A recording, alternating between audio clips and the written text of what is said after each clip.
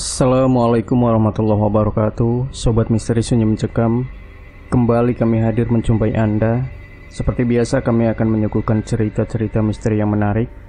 Dan untuk kesempatan kali ini kami sudah menyiapkan sebuah kisah nyata misteri yang berjudul Santri Jejaden.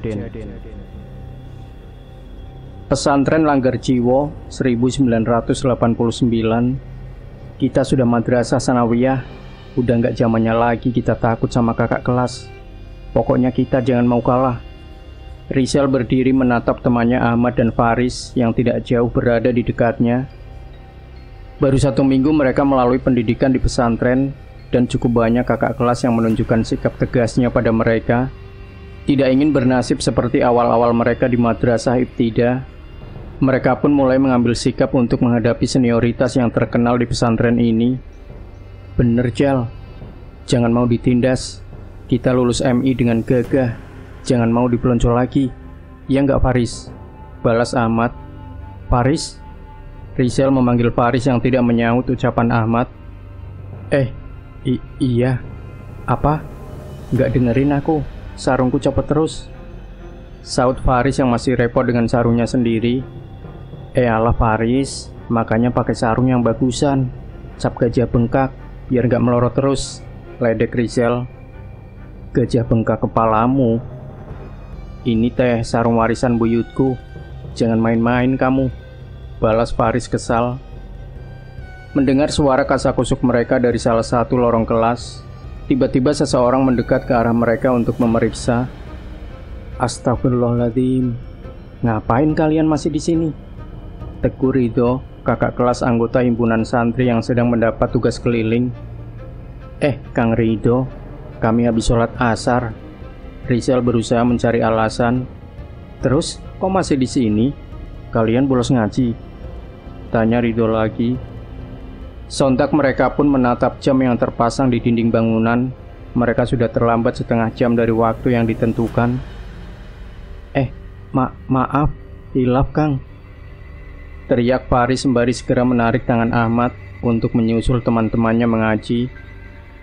Jangan sering-sering keliling pesantren ini.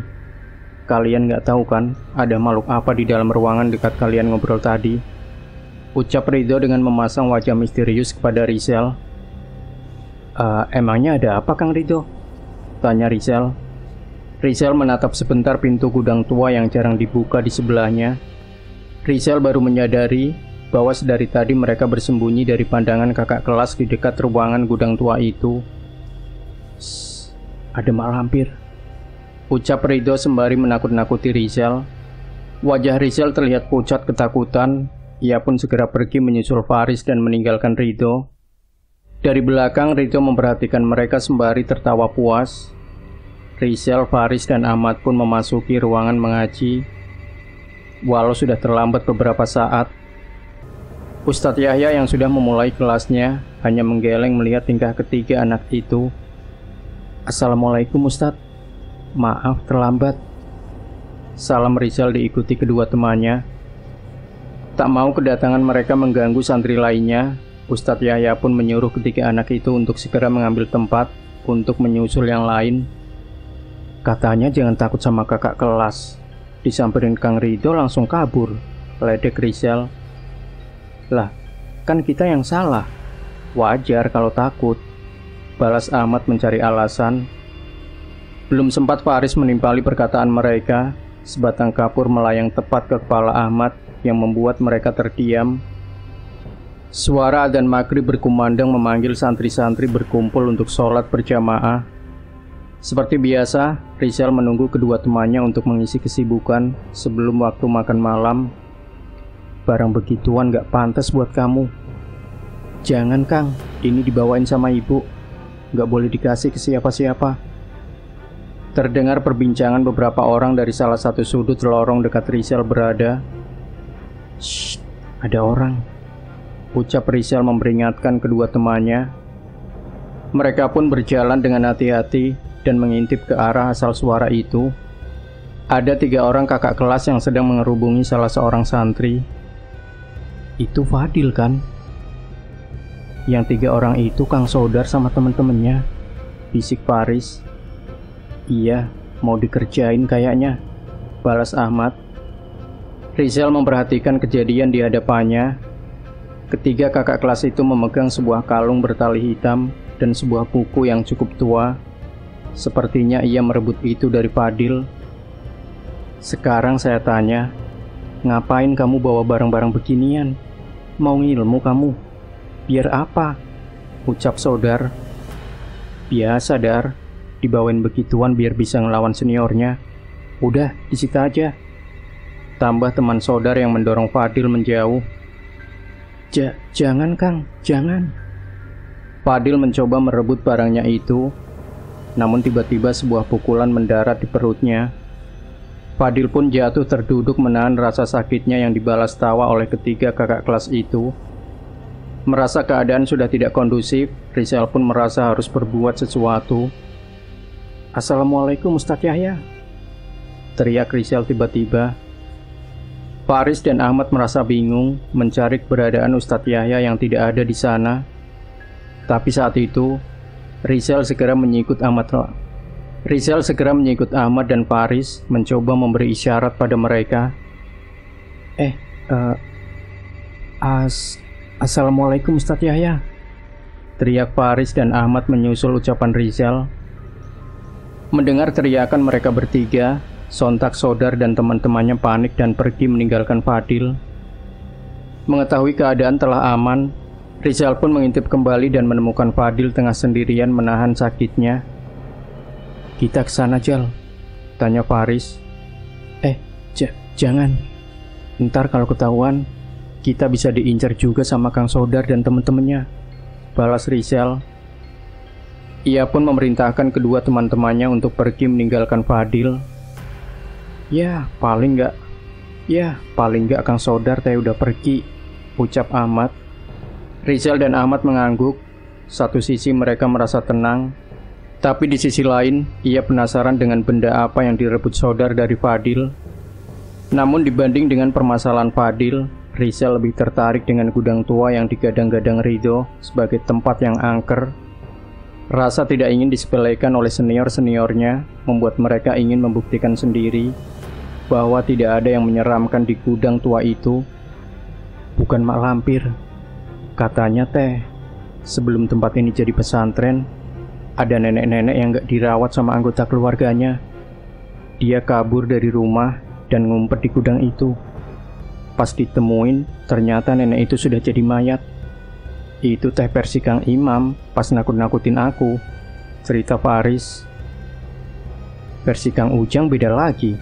Katanya kalau malam Jumat dari bangunan itu bakal ada suara nenek-nenek yang minta tolong.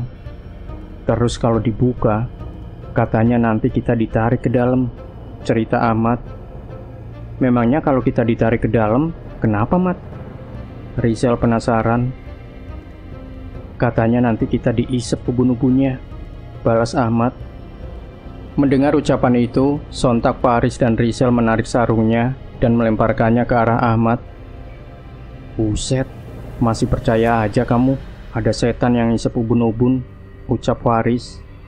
Iya, kayak bocah aja, tambah Rizal. Ahmad pun memungut sarung-sarung itu dan melempar balik ke arah mereka berdua. Lah, aing tak cuma cerita. Emang begitu yang diceritain Kang Ujang, balas Ahmad tidak terima. Mereka tidak mau diledek kedua temannya. Ahmad pun merasa tertantang. Ya udah, lanjutin rencana kita aja.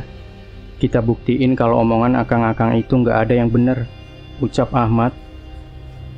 Nah, bener tuh. Pas kan di malam Jumat, bisa buktiin cerita Kang Ujang tuh, sahut Rizal. Ahmad dan Faris pun mengangguk setuju. Mereka pun mengatur rencana untuk keluar mendatangi gudang tua itu saat tengah malam. Ada 10 santri yang tidur sekamar dengan Rizal dan kedua temannya. Mereka tidur di kasur-kasur busa yang harus mereka tumpuk kembali ketika terbangun besok pagi. Beberapa anggota Histan atau himpunan santri bertugas berkeliling untuk mengingatkan semua santri untuk tidur pada jam yang telah ditentukan dan memastikan tidak ada yang keluar dari kamar di atas jam 9 malam. Jangan ketiduran, bisik Rizal. Shh, Jangan berisik, Kang Imam masih di depan. Peringat Ahmad sembari menyikut Rizal. Mereka pun berpura-pura memejamkan matanya dan menunggu hingga keadaan benar-benar aman. Beberapa santri lain juga terlihat kasakusuk saat tidak ada lagi yang berjaga di depan kamar. Namun setelahnya, mereka segera tertidur, tidak seperti Rizal dan kawan-kawannya. Kedua jarum jam bertemu, menunjukkan tepat di angka 12. Tengah malam telah terlewati. Rizal, Ahmad, dan Faris pun bangun dari kasur busanya dan mengendap-endap mengintip keluar kamar. "Aman, Jal?" tanya Faris. Rizal mengangguk dan memberi kode kepada kedua temannya untuk mengikutinya keluar kamar. Lorong-lorong kamar begitu gelap. Ada cahaya lampu, namun tidak cukup untuk menerangi seluruh lorong. Dari jauh mereka melihat sebuah obor menyala yang dibawa oleh salah seorang ustadz. "Masih ada yang bangun," ucap Rizal. "Terus gimana?" sahut Faris. "Sabar dulu aja, paling sebentar lagi sudah masuk," balas Ahmad. Benar yang dikatakan Ahmad. Tak lama ustadz itu pun mematikan obornya dan masuk ke salah satu ruangan. Mengetahui keadaan semakin kondusif, mereka pun melanjutkan rencana mereka dan mendekat ke gudang tua itu. "Jal, hati-hati," ucap Faris. "Iya, Riz. Kok suasananya beda banget ya sama tadi siang?" balas Rizal yang seketika mendapatkan perasaan aneh meliputinya. Tak butuh waktu lama hingga mereka tiba di gudang tua. Berbeda dengan siang hari, malam ini bangunan itu terasa mengerikan. Kayu-kayu keropos di pintu yang dianggap bobrok itu kini terlihat berumur dan mengerikan. "Masuk?" tanya Ahmad. Iya." Rizal yang ragu tetap memberanikan diri untuk membuka tuas pintu itu. Tapi pintu gudang itu tidak terbuka.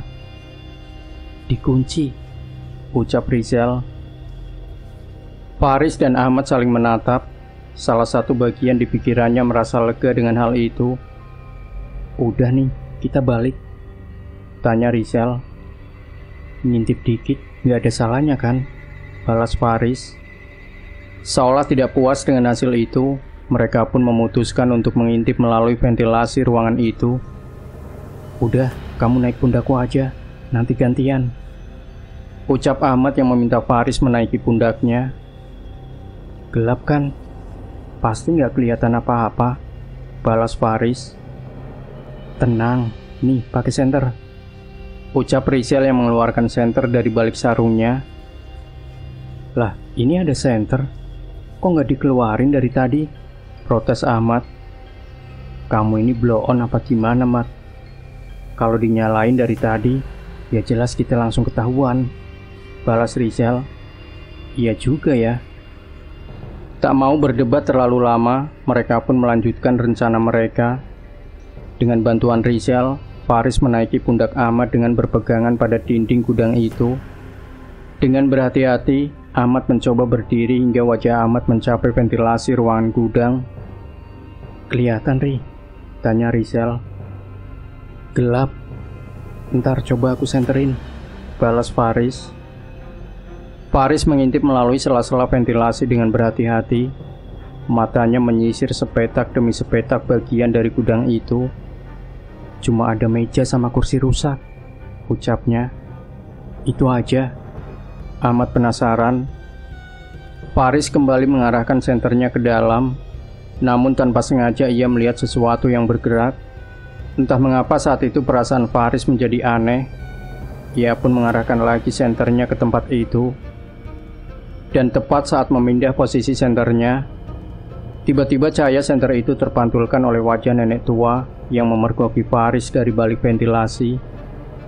Anehnya, wajah itu menatap dan menyeringai, seolah sedang merayap di atas dinding. Setan!" teriak Faris yang seketika terjatuh dari punggung Ahmad. Beruntung Rizal mampu menahan tubuh Faris sehingga tidak terjadi cedera. Cabut, ada yang gak beres di ruangan itu," teriak Faris. "Gak beres? Maksud kamu apa? Tanya Ahmad. Ada nenek-nenek. Ayo cepetan. Belum sempat memaksa teman-temannya pergi, tiba-tiba pintu gudang tua itu terbuka dengan sendirinya. Ruangan yang gelap dan penuh debu itu kini menantang mereka untuk masuk. Kebuka, Sal. Gimana?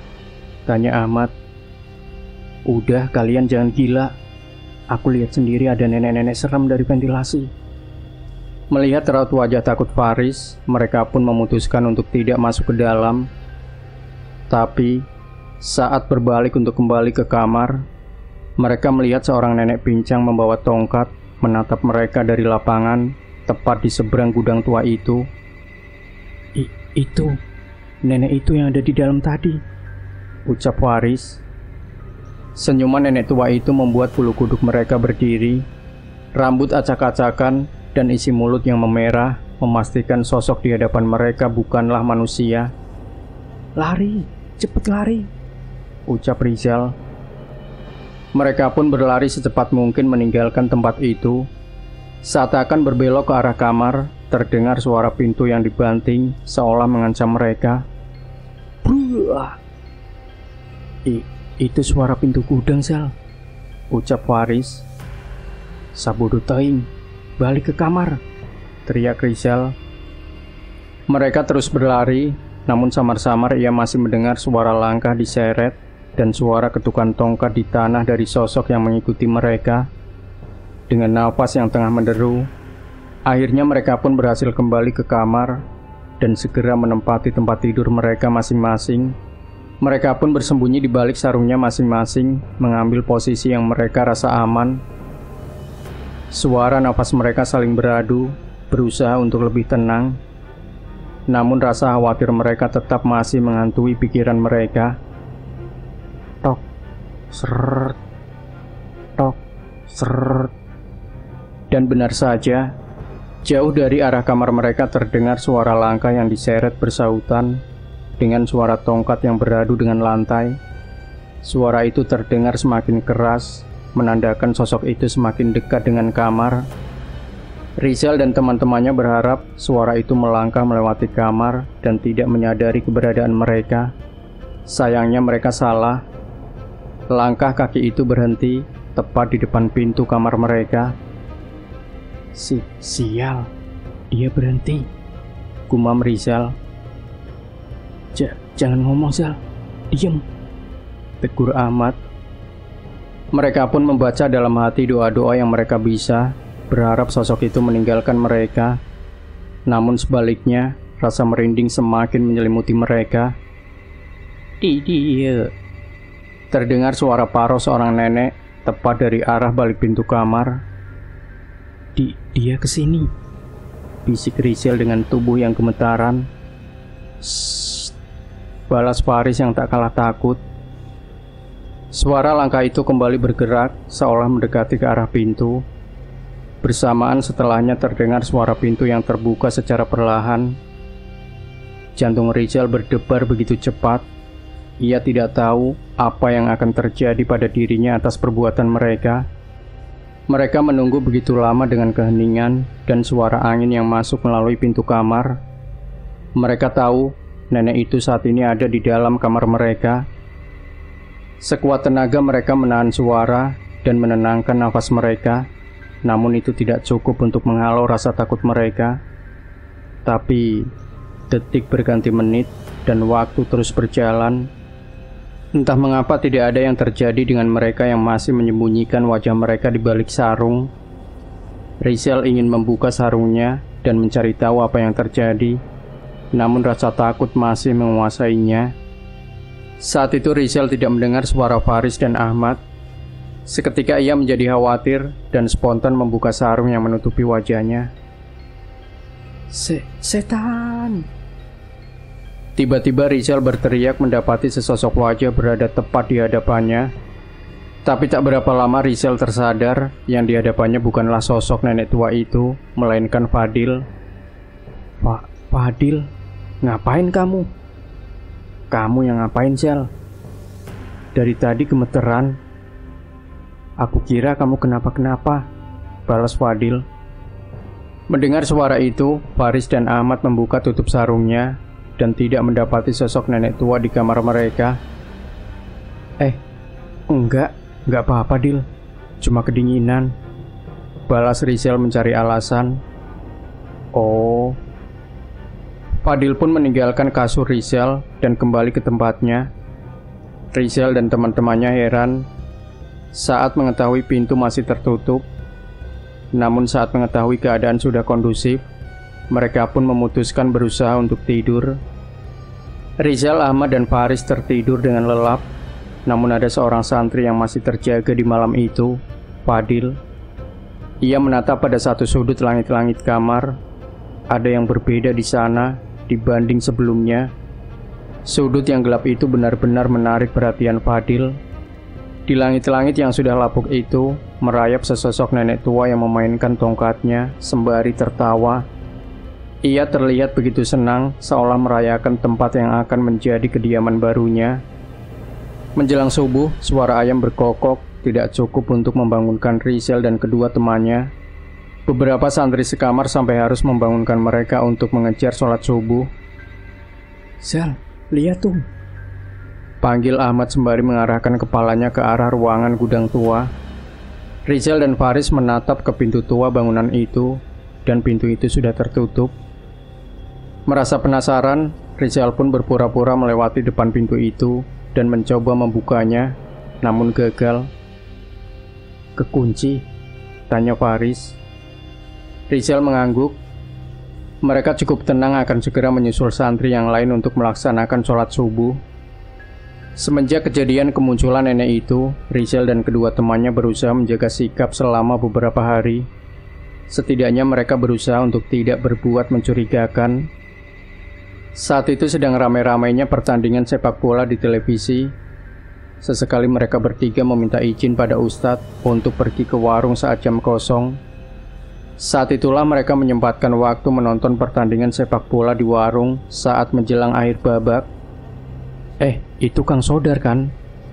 ucap Ahmad yang tersadar dengan keberadaan Sodar yang melintasi desa. Spontan mereka pun bersembunyi dalam warung sambil mengintip memastikan Sodar menjauh dari mereka. "Kok bukan arah ke pondok? Itu arah hutan kan?" tanya Rizal. "Iya, ngapain Kang Sodar ke hutan?"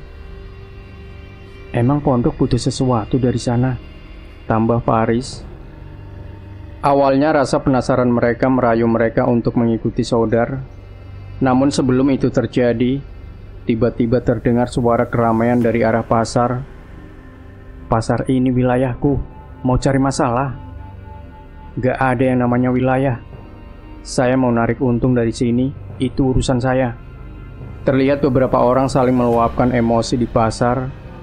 "Saya tahu, Mamat. Si Kuter preman sang preman pasar sudah lama di sini. Tapi bukan berarti kamu bisa menguasai semuanya Belum sempat menyelesaikan ucapannya, tiba-tiba sebuah tinju sudah melayang ke arah salah satu dari mereka. Sontak beberapa orang mencoba membalas orang itu, namun ia juga tidak sendiri. Itu pertama kalinya mereka bertiga melihat kerusuhan secara langsung. Apalagi sosok yang dipanggil dengan nama Mamat itu terlihat tidak punya belas kasihan dan mengajar preman pendatang itu sampai babak belur. Kalian cepat balik ke pondok. Jangan sampai ikut keseret masalah pasar," perintah pemilik warung. Rizal dan yang lainnya pun menurut dan segera kembali ke pondok. Sepanjang perjalanan mereka membicarakan sosok preman-preman pasar yang sok jagoan dan mencari keuntungan dari pedagang-pedagang kecil di desa itu. "Aku mau jadi polisi aja, Jal. Nanti aku ringkus preman-preman kayak gitu," ucap Faris. "Gaya kamu, disuruh lari satu lapangan aja selesai." "Gaya kamu, disuruh lari satu lapangan aja selesai-selesai udah kayak orang mau mati. Ini lagi mau jadi polisi," ledek Ahmad. "Ya udah, kalau niat baik didukung aja. Harusnya memang ada polisi yang ngurusin masalah begituan," balas Rizal. Sesampainya di pondok, mereka pun melakukan kegiatan seperti biasa hingga waktunya untuk tidur. Saat ingin masuk ke kamar, tiba-tiba Faris menghentikan kakinya. Ia merasakan ada yang aneh saat akan masuk ke kamar. "Kenapa, Riz?" tanya Rizal. Faris menoleh ke bagian-bagian sekitar kamar dan menatap ke dalam kamar. Ia benar-benar merasa tidak nyaman. Namun, entah mengapa ia tidak bisa mendefinisikan apa yang ia rasakan. Enggak apa-apa," balas Faris yang bingung harus menjawab apa. Malam itu, Rizal dan Ahmad bisa tertidur dengan pulas. Faris menatap ke arah santri lainnya yang ternyata juga sudah tertidur, tapi tidak dengan Faris. Ia menghabiskan malam itu dengan perasaan aneh yang membuatnya terus terjaga. Terlebih ia merasakan ada yang memperhatikan dirinya dari salah satu sisi di langit-langit kamar. Beberapa kali ia mencoba menoleh ke arah itu, namun tidak ada apapun yang ia temukan di sana. Menjelang tengah malam, Faris masih berusaha untuk bisa tertidur. Namun tiba-tiba terdengar suara teriakan dari arah luar. "Ustadz, tolong Ustadz!" Terdengar teriakan dari arah salah satu kamar santri senior. Mendengar teriakan itu, seketika seluruh santri di kamar pun ikut terbangun dan mengikuti asal suara itu. "Kenapa, Ujang?" tanya Ridho yang lebih dulu sampai ke tempat itu. Itu Saudar kesurupan," teriak Ujang. Sontak seluruh santri yang berniat menyaksikan menjadi ketakutan dan menjauh. Faris yang merasakan ada hal aneh sejak tadi, memilih untuk mendekat dan melihat keadaan Saudar. "Riz, ngapain?" tanya Rizal. "Aku penasaran, Jal. Dari tadi aku udah ngerasa gak enak," balas Faris. Ia pun segera mengikuti Ridho masuk ke kamar tempat Saudar berada. Benar yang diceritakan Ujang, Saudar bertingkah aneh. Ia berjalan merangkak dengan kaki yang mengangkang sembari menggeram. Ekspresi wajah Saudar terlihat aneh. Ia seperti tertawa meremehkan semua orang yang ada di tempat ini. Ridho pun membacakan doa pada segelas air dan meminta Ujang meminumkannya pada Saudar. "Minumin ini ke Saudar, yang lain bantu pegangin," perintah Ridho. Santri-santri yang berada di sana segera mengikuti perintah Ridho. Mereka memegang Saudar dengan erat sembari Ujang meminumkan air itu pada Saudar. "Bismillahirrahmanirrahim," ucap Ujang sembari meminumkan air itu pada Saudar. Tidak ada perlawanan dari Saudar, sebaliknya ia meminum air itu sambil tersenyum. Ridho curiga, ia merasa ada yang salah dengan hal itu. Benar saja, tidak hanya meminum, Saudar mengambil gelas itu dan menggigitnya hingga terpecah. Ia menggenggam gelas di tangannya hingga pecah dan mengunyah pecahan kaca itu. "Dar, jangan Dar, mulut kamu luka Dar," tahan Ujang yang berusaha memegangi tangannya. Namun tenaga Ujang sama sekali tidak ada apa-apanya dibanding Saudar saat ini. Saudar tersenyum ke hadapan Ridho, memamerkan isi mulutnya dan telapak tangannya yang berdarah-darah. "Setan kurang ajar," teriak Ridho. Ridho pun berusaha menggenggam dahi Saudar dan membacakan ayat kursi. Namun sebelum ia memulai, tiba-tiba Saudar memberontak dan merangkak dengan cepat menerobos santri yang ada di ruangan itu dan pergi keluar. Tepat ketika Saudar meninggalkan ruangan, hujan mulai turun perlahan. Ridho dan beberapa santri mengejar Saudar yang melesat dengan cepat, seolah sudah mengincar suatu tempat. "Gimana? Ikut kejar nggak?" tanya Rizal pada Faris. "Ikut aja. Takutnya ada hubungannya sama kita kemarin-kemarin," balas Faris. "Aku coba nyari Ustadz yang masih ada di sini deh," ucap Ahmad. Mereka pun memutuskan untuk berpencar, untuk mengawasi dan mencoba meminta bantuan. "Emang Kang Ridho bisa ruqyah, Riz?" tanya Rizal. "Katanya di antara santri senior, dia yang paling bisa ngeruqyah. Tapi kalau kayak begini, nggak tahu deh. Biar gimana pun, hitungannya Kang Ridho masih belajar juga," balas Faris. Secepat mungkin mereka berdua mengikuti kerumunan yang mengejar Saudar. Tapi saat sampai, Santri-santri itu terlihat kebingungan. Ia tidak menemukan sosok Sodar di sekitar mereka. "Sodar!" teriak Ujang. "Kang Sodar!" Seketika suasana pesantren yang sebelumnya tenang menjadi ramai dengan suara santri yang memanggil-manggil Sodar. Di tengah hujan, obor tidak ada yang bisa menyala. Hanya beberapa senter kecil yang menjadi perbekalan mereka mencari Sodar. Rizal dan Faris ikut membantu mengelilingi bangunan, masjid, hingga mencari ke sekitar gudang tua. Tapi tidak ada petunjuk keberadaan Sodar di sana. Apa mungkin? Faris menggumam. "Mungkin apa, Riz?" Rizal penasaran dengan reaksi Faris. "Enggak, kayaknya enggak," balas Faris. Rizal bingung dengan apa yang dipikirkan oleh Faris. Ia merasa kalau Faris mempunyai petunjuk.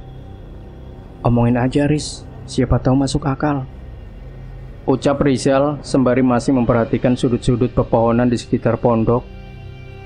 "Kita sempat lihat Kang Sodar mau masuk ke hutan kan?" ucap Faris. Sontak Rizal menghentikan langkahnya. Ia menoleh pada Faris, seolah setuju dengan perkataan Faris. "Maksudmu Kang Sodar lari ke hutan?" tanya Rizal. Faris mengangguk. Rizal berpikir sebentar. Ia merasa harus memberitahu dugaan mereka pada kakak kelas atau ustadz bila sudah datang. Tapi bagaimana bila dugaan itu salah? Belum sempat memutuskan, tiba-tiba Rizal mendengar suara dari arah yang tidak begitu jauh dari madrasah. Rizal pun menoleh dan menemukan pergerakan yang mencurigakan dari sana. "Siapa di sana?" teriak Rizal. Tidak ada satupun yang menjawab. "Jal, bukannya di situ dekat kandang ayam?" tanya Faris. "Iya, Riz, coba ke sana," balas Rizal. Mereka pun melindungi kepala mereka dari hujan dengan sarung dan menerobos ke tempat di mana suara itu berasal. Sekitar beberapa puluh meter dari madrasah tempat mereka belajar, terdapat kandang ayam yang cukup besar. Beberapa santri juga dijadwalkan memberi makan dan membersihkan kandang ayam di sana sebagai pembelajaran untuk beternak. "Bener, Jal, ada orang di situ," ucap Faris. Rizal sudah merasakan perasaan yang tidak tenang. Bagaimana tidak, di tengah rintikan hujan ini, ada seseorang yang berada di depan kandang ayam tanpa mempedulikan sekitarnya. Dan firasat Rizal benar. Sodar, dia meringkuk di hadapan kandang ayam itu dengan tangan kiri menggenggam kepala ayam dan tangan kanan menggenggam kakinya. Mulutnya penuh dengan darah yang ia dapatkan dengan memakan ayam itu hidup-hidup.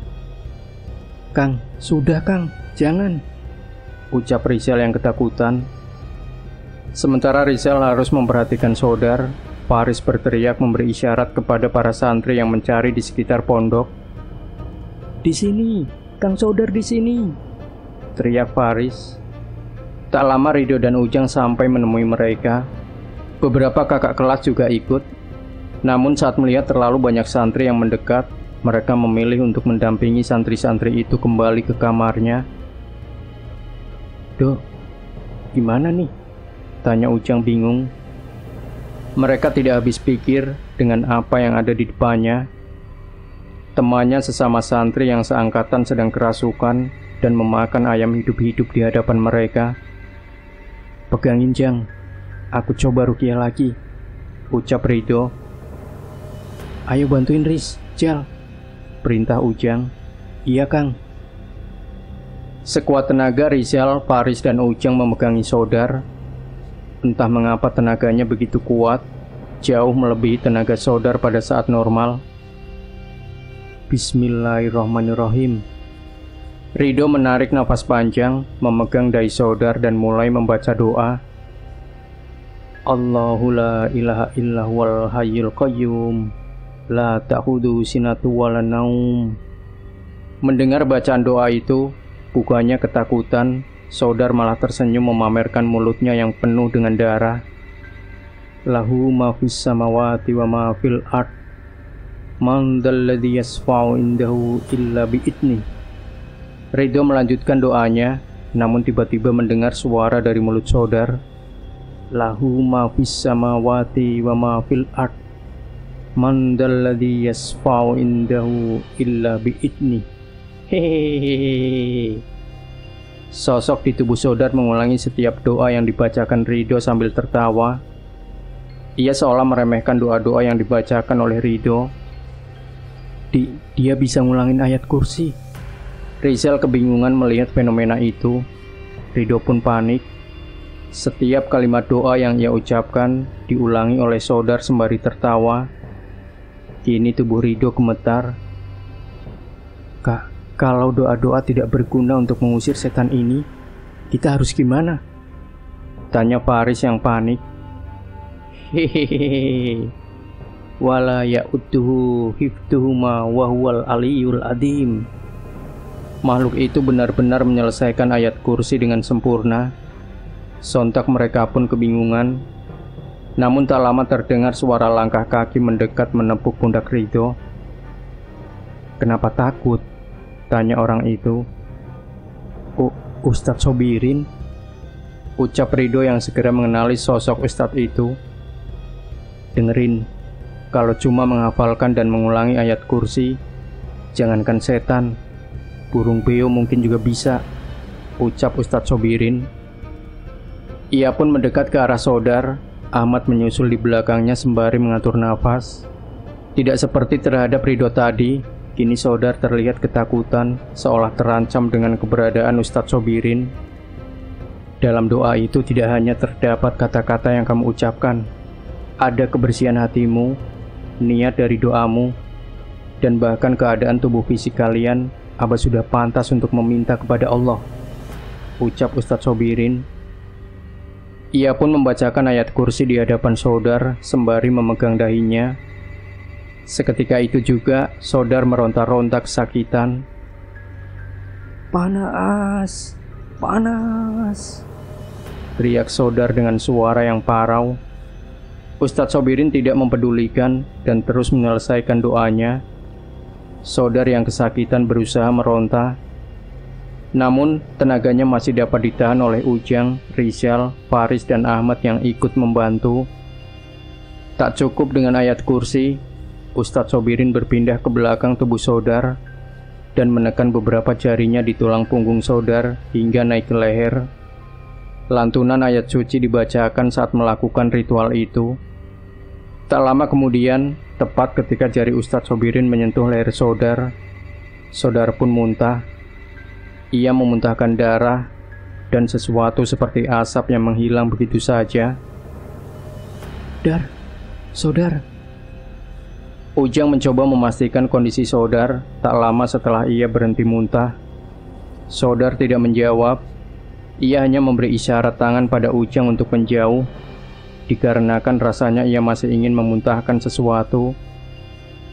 Wajah Sodar terlihat pucat. Ia tidak mampu banyak bicara.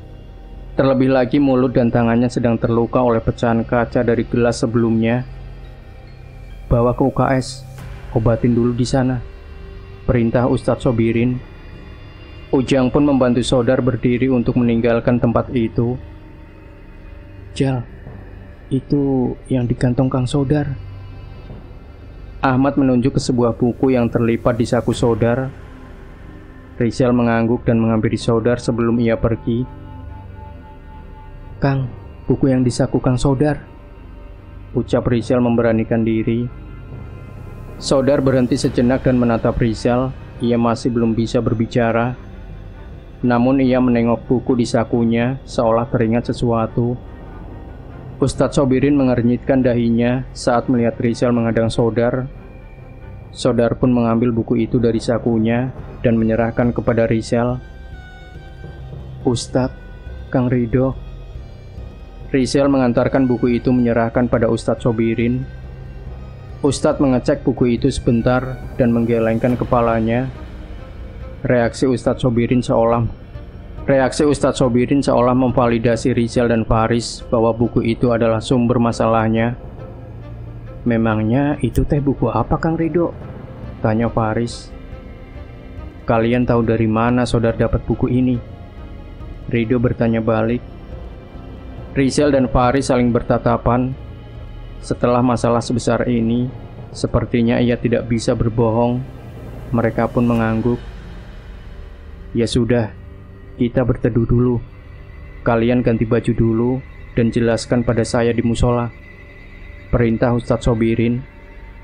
Baik Ustadz, Assalamualaikum, pamit Rizal. Waalaikumsalam.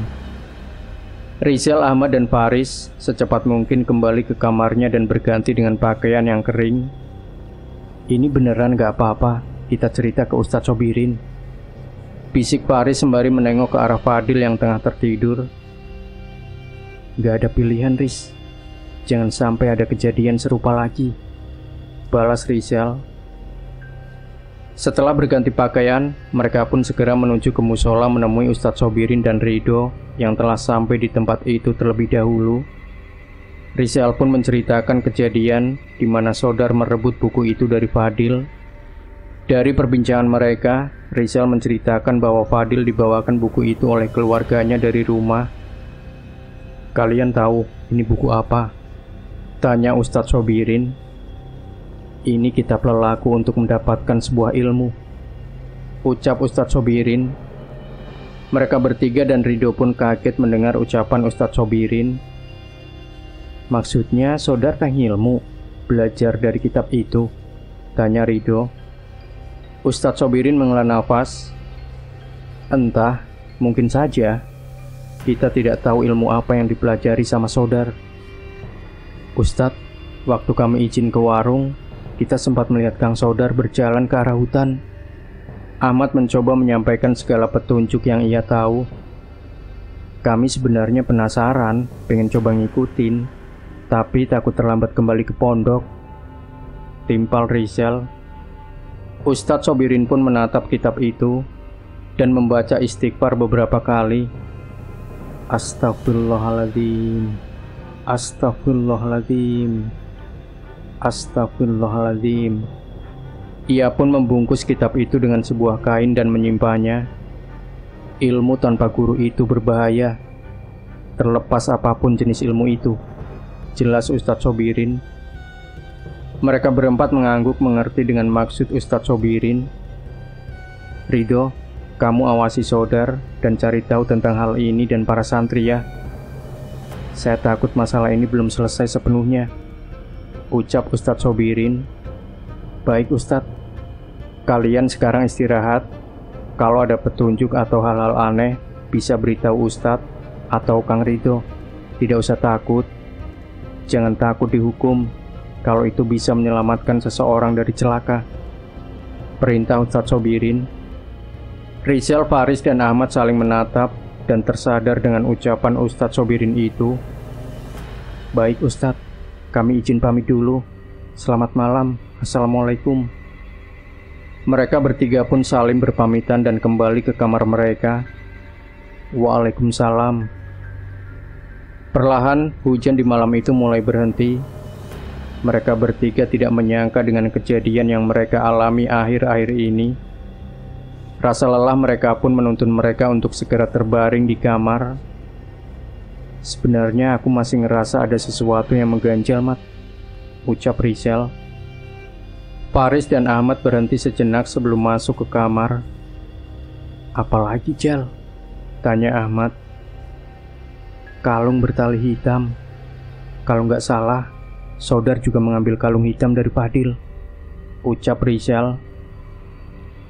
Nah, Sobat Misteri Sunyi Mencekam, bagaimanakah kelanjutan dari kisah ini?